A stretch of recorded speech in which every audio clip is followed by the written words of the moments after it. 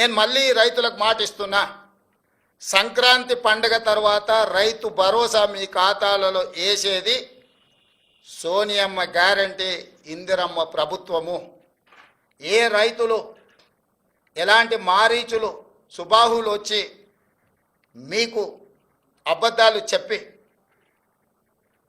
ఆనాడు పురాణాలలో విశ్వామిత్రుడు యజ్ఞం చేస్తుంటే రాక్షసులు ముఖ్యంగా మారీచుడు సుబాహులు వచ్చి ఆ యజ్ఞాన్ని భగ్నం చేయాలని ప్రయత్నం చేస్తే రామలక్ష్మణులు ఎట్లయితే కాపలా కాసి విశ్వామిత్రుడు చేపట్టిన యజ్ఞాన్ని సంపూర్ణంగా పూర్తి చేసిండ్రో, ఈనాడు కూడా మా ప్రభుత్వము రైతు భరోసా కొనసాగిస్తుంది. సంక్రాంతి పండుగ తరువాత సోనియా గాంధీ గారి గ్యారెంటీగా నేను చెప్తున్నా, మీ రైతు భరోసా మీ ఖాతాలో పడుతుంది. ఎవరిని నమ్మకండి. ఇట్లాంటి మారీచులు మీ దగ్గరికి మారు వేషంలో వస్తూనే ఉంటారు.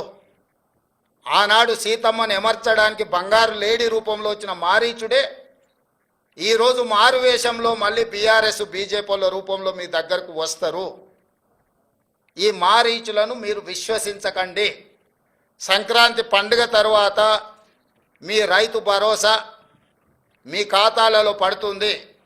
విధి విధానాలకు సంబంధించి మంత్రివర్గ ఉపసంఘం వేసిన బట్టి విక్రమార్క గారు, పొంగులేటి శ్రీనివాసరెడ్డి గారు, తుమ్మల నాగేశ్వరరావు గారు, ఇతర మంత్రుల చేత మంత్రివర్గ ఉపసంఘాన్ని విధి విధానాలను ఖరారు చేయడానికి వేసినాం.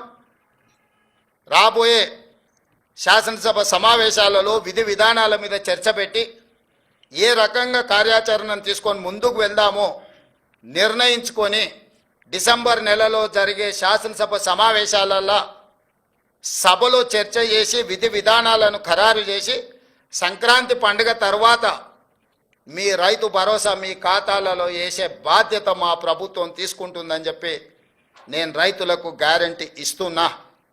రైతు రుణమాఫీ చేస్తామన్నాం, చేసి చూపించినాం.